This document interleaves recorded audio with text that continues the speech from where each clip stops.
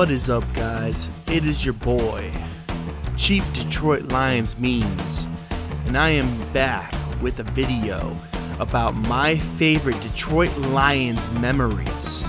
My top 5 to be exact, with one honorable mention. So technically there's 6 memories here from Detroit Lions. My short Detroit Lions history, just do a recap, or not recap, but before we start this video, I wanted to let you guys know that hold on one second. As a Lions fan, it's been heartbreaking heartbreak after heartbreak after heartbreak for me. And I became a fan in, I want to say 2008, but I think I might have been a fan in 2007. I don't know. I was living in San Diego, so I was kind of watching the Chargers for like a season. But then I was like, I don't like the Chargers, you know. And then I watched Peyton Manning, and I liked his game. But I never really had an official team. Maybe you could say the Chargers, because I lived in San Diego. But as soon as we left San Diego, I was like, well, there's no point of being a fan anymore. And I wanted to become a fan of my home team in Detroit, and I heard they were struggling. So I started watching games, and I saw why they were struggling. They needed a quarterback badly. So I decided to become a watcher, and I just watched them and tortured myself over and over and over again. But the torturing seems to be coming to an end. So before we get to the good memories, I just wanted to say thank you for watching this video. But just, I've been a fan since basically 2008. You could say 2007. That would make sense too. It was a 2007-2008 season where I became a fan. And that happens to be one of my least favorite memories, is when we went 0-16, but that will be for another video in itself. But yeah. So anyways, I wanted to start this video off with an honorable mention. So this isn't my top 5 favorite memory, but it is a good memory, and it's the reason why I stay up late watching these games.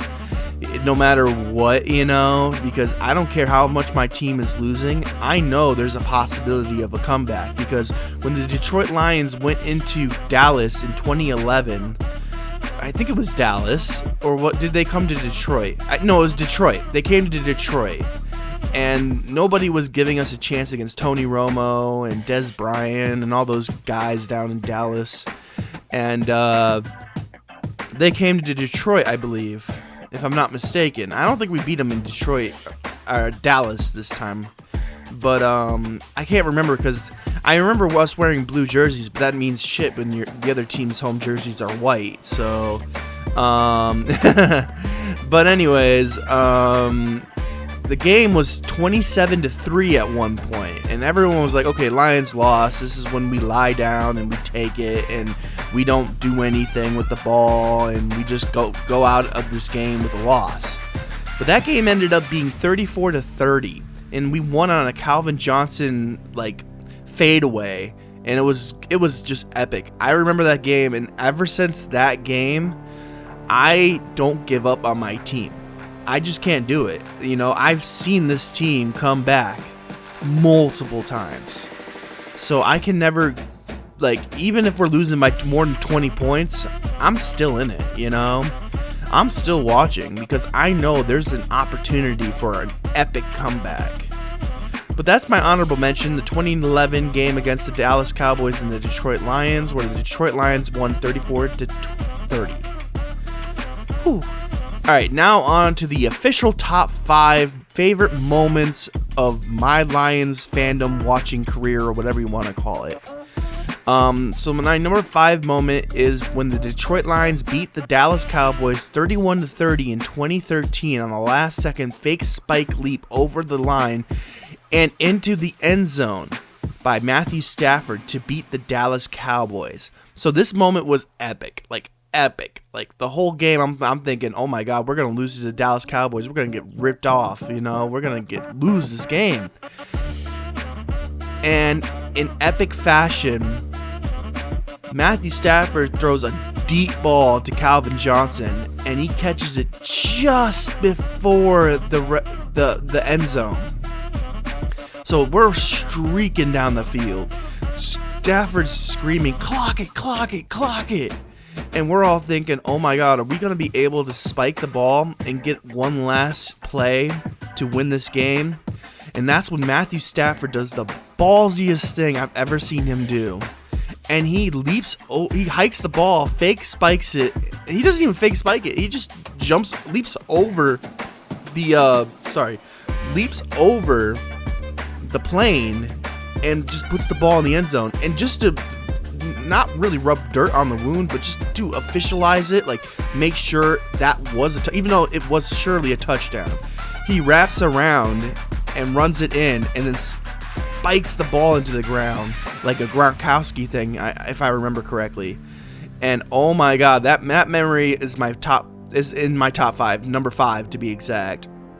That fake spike, Matthew Stafford fake spike into the ground, the leap over the end zone to win the game. Like the Dallas Cowboys weren't prepared. They're like, okay, they're gonna spike the ball. We're just gonna stand around, do nothing, and then boom, Matthew Stafford wins us the game. Like that was such an incredible moment, especially since I think that was the year, like before that year, if I'm not mistaken. No, it was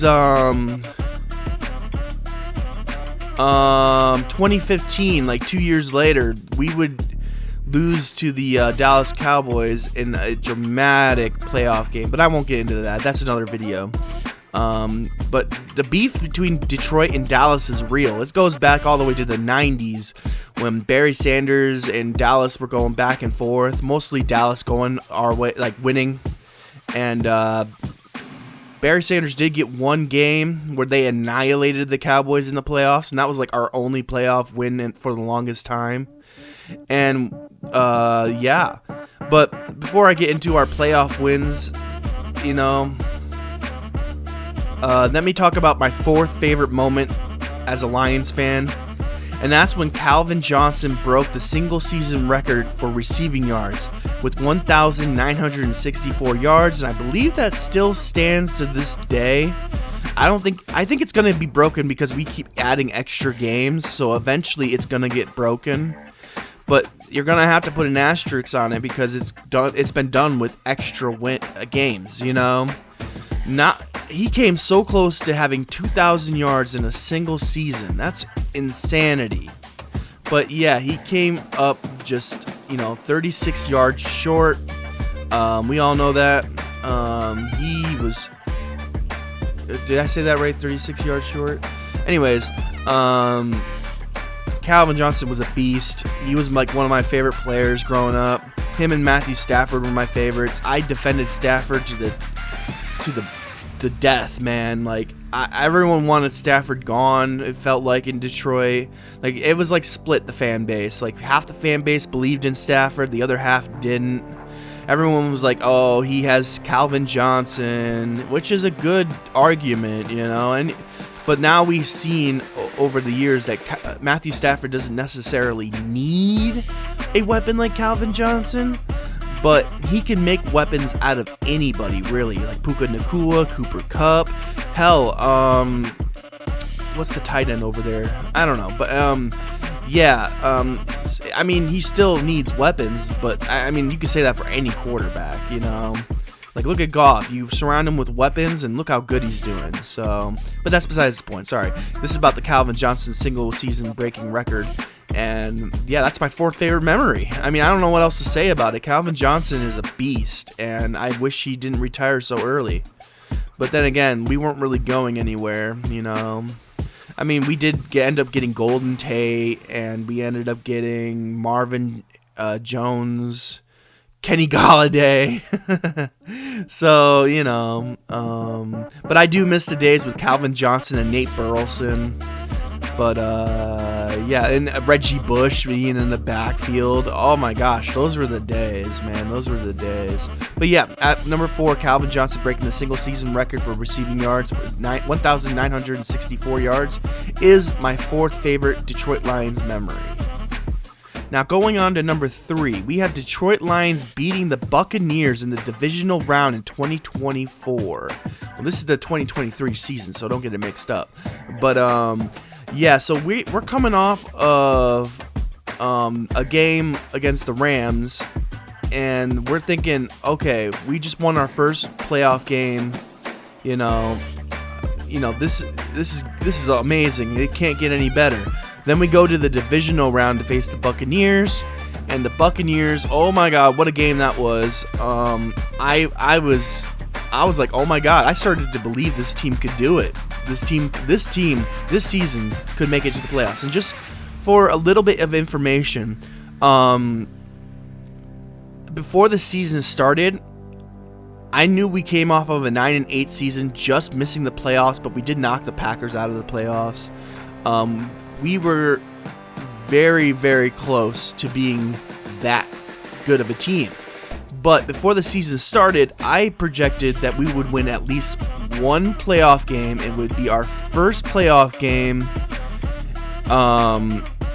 and first playoff win in a long time, and that was going to be my bread and butter. Like, I could end the season happy if we won one playoff game. But we ended up winning 2 playoff games that season, and the second playoff game was against the Buccaneers. Now, I know this game was epic. Derek Barnes sealed the game with a game-ending interception. Baker Mayfield, I have mad props for Baker Mayfield. He's already beaten us this season.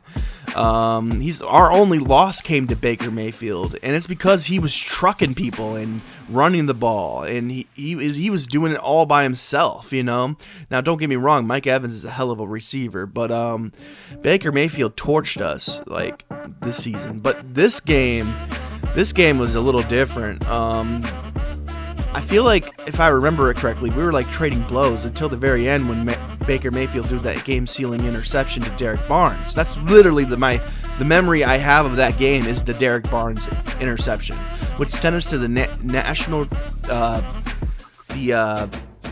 NFC Championship game. Yeah, that was my third favorite memory. I remember thinking, oh my God, we're going on to either the 49ers or Packers. I don't remember if they already played or if they played after our game. I don't remember. I don't recall. I think they played before us. And the Packers, they could have beat the 49ers, but they weren't ready. They came just short, and I really wanted a Packers-Lions matchup because not only did I know that we'd win that, but just the rivalry's there, and it would spark a feud that has been dead for a little while. I'm not going to lie. The feud between the Packers has been well and alive, don't get me wrong, but it's different when the Packers always win. You know what I mean? So I would have loved to see the Lions beat the Packers in the championship game and then move on to the Super Bowl to beat the Chiefs, because I know we would have beaten the Chiefs. But that's besides the point. That's here nor there. Sorry, I got off topic a little bit, but let me see if I can circle back real quick. So basically what I'm trying to say is that the implications of everything there was just, yeah. The Lions beat the Buccaneers in 2024 in the 2023 divisional round, and yeah, that was just the game-sealing interception by Derek Barnes is what did it for me. I was like, we're gonna beat the 49ers, and then we almost beat the 49ers, almost. In fact, we had them by the neck and we let go because they begged for mercy, and then they stabbed us in the gut. So, repeatedly. That's how it felt like. We were getting stabbed in the gut repeatedly, and it sucked, man. It sucked so bad. But that's here nor there. Beating the Buccaneers is my third favorite memory. So, on to the second favorite memory. It's the Lions knocking out the Packers in the 2022 playoffs in 2023, Week 18. So, the Lions going into this week, we knew if the Rams could beat the Seattle Seahawks and we were to beat the Packers, we would be going to the playoffs. But unfortunately, that's not how things went. Unfortunately, instead of that going our way, the Seahawks, Baker Mayfield and the Rams could not beat the Seattle Seahawks. And I was pissed at Baker Mayfield. I was like, that dude doesn't deserve a job after that, you know. I didn't really think about it too much. All I knew was that he screwed up my team out of a playoff spot, so I didn't like him for that reason. But he's a hell of a quarterback. I'll give him that. I actually really respect his game, and I actually follow him a little bit. Like the Buccaneers this season, I think they're like 4-4 right now, but they're gonna win the NFC South. I think it is. I think they are, at least. And I mean, Atlanta. Don't get me wrong, Atlanta's good, but Buccaneers are on another level. I think Baker Mayfield and Mike Evans people got to get healthy, but that team is pretty good, I think. But anyways, that's here nor there. The 2022 and the 2023 Week 18 game, the Packers just needed to beat the Lions. They need to win, and they're in. And the Seahawks needed the Detroit Lions to beat the Packers to make it in. So this was a really weird predicament because I don't like the Seahawks at all. Going back to one of my least favorite memories was against the Seahawks in the 2017 Wildcard round when they absolutely torched us. And then there was a call at the very end of the game, or I think it was at the end of the game when we were trying to make a little comeback, and they, if I remember correctly, it wasn't like a completed catch, but they said it was a completed catch, and it was I can't really recall it very well because I kind of blocked out that memory. I was at my girlfriend's house watching the game, and I'm getting pissed off. My girlfriend's getting pissed off at me for getting pissed off. It was bad, but yeah, coming into this game though, Packers just needed to win and they're in. If they lose, the Seattle Seahawks go to the playoffs. Now, we weren't winning this game because we wanted the Seattle Seahawks to go to the playoffs. We were winning this game because we didn't want the Packers to make it to the playoffs. And this is the pivotal moment. Like, even earlier in the season when we went 1-6 and it looked like it was going to be a repeat of last season, the season prior, where we went like 10-1. Like, we had 10 losses and 1 tie. And then we beat the Minnesota Vikings, which is another honorable mention right there, is the Minnesota Vikings comeback win in that really dreadful season. But Dan Campbell's first season as a head coach. But Dan Campbell has redeemed himself since that season. The 9-8 season, though, we were 8-8, and going into this Packers game at Lambeau Field. It just, everything screamed Packers are going to win this game. But Dan Campbell, was a pivotal moment for Dan Campbell because not only did he surge this team back into playoff contention, but like, holy cow, he's going against the Packers now, and if he wins this game, he's a Lions legend, you know?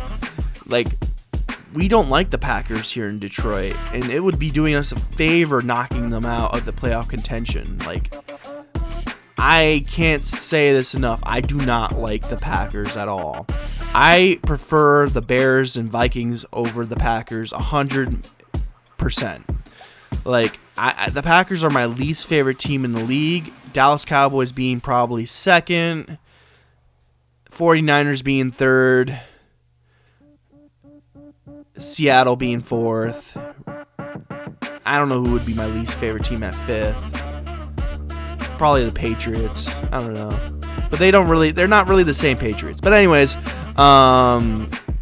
this game had a lot of going into it, and you know, I think if I remember correctly, it was Amon-Ra got the game-sealing catch to make a first down. We went for it on 4th down, I believe, and Amon-Ra comes up with the catch and we win the game. It was just incredible game. And everyone said it was in Lambeau, Aaron Rodgers, yada, yada, yada. We ain't going to win this game, and we came up on top. And watching Aaron Rodgers and Randall Cobb, I think it was, go into the hallway and just, like, look so sad. I know that was probably a really bad moment for them, but as a Lions fan, you don't know how many times he has hurt us, you know? That's the bad man, Aaron Rodgers. And here he is weeping over a loss, and I just can't help but smile. You know, that was my second favorite moment in Lions history, was knocking the Packers out of the playoffs. And of course, I think Seattle lost in the first round anyway, so it didn't really matter. But that was a great moment. And Dan Campbell, I saw what kind of coach he was then. I'm not saying I didn't believe in Dan Campbell, because when he surged back from a 1-6 record to end up 9-8, just alone screams how good of a coach he is. Like, not many teams can actually make the playoffs going 1-6 to start the season. But Dan Campbell surged us back and almost got it done. But we landed short, so we got the what do you call it? The other prize. We got the prize of knocking the Packers out of the playoffs, because if we can't make it, they can't make it. And I think the Vikings were the only team in our division to go to the playoffs. And I think if I'm not mistaken, didn't they get their butt kicked? I can't recall. It's all foggy at the moment, but yeah, us beating the Packers and ending their playoff chances was my second favorite memory. Sorry. So for my first favorite memory as a Lions fan, drum roll please. All right. So it is Detroit Lions beating the LA Rams in 2024 Wildcard round. Yep. I know I briefly talked about it when I was talking about the Buccaneers game. But yeah, that game against the Rams, I didn't think we were going to win that game. Everything in my body said that we were going to lose this game. I was like, it's against Matthew Stafford. It's in Detroit. The first game in Detroit at Ford Field. Actually, I think it's our first home playoff game ever, really. No. We had one in 93, but we lost it. This is the first time we've won at home in the playoffs. And it was the first time we played a playoff game in Ford Field. And it was back and forth the whole game. I was on cardiac arrest. Like I was on cardiac watch. Like, it was just one of those games. And Matthew Stafford did good. Puka Nacua did good. But in the end, you know what happened. Detroit beat the Rams. It was dramatic. It had everything you wanted. It was probably the best game of that season, just like other than probably the Super Bowl. And the Super Bowl that year was the 49ers and Chiefs, the reigning champions. And, of course, I was rooting for the Chiefs because I don't like the 49ers after what they did to us. Like I said, they stabbed us in the gut multiple times. So, you know, I'm not a big 49ers guy. I think that's something the Lions and Packers fans share, is our dislike or distaste for the 49ers. But, yeah, I mean, I had a sour taste in my mouth after we lost that championship round. But we're not talking about bad memories. We're talking about good memories. And the good memory here is the LA Rams losing to us, the Detroit Lions, in the wild card round. I just did not think it was just the perfect game. You're facing your old teammate, or the guy you used to cheer for all the time, and he has the ball at the very end of the game, and you're just thinking, oh my god, all those comebacks I've watched him have, and here he is with a chance to come back and win this game, and we ended up winning. It was just incredible. And then we take the knee. I don't know what the hell's going on. I'm thinking, oh my god, why are we kneeing the ball? We could win this game. And then I'm like, wait, this is the victory kneel. You know what I mean? I'm like, oh my god, we won this game. I was like, all the implications just came into my head. I was like, oh my god, we won this game. I was shocked. I was stunned. I was watching the game on TV and I couldn't believe it. Like, I was like, we're kneeling the ball. We won? You know, I didn't even know we won at that point, you know?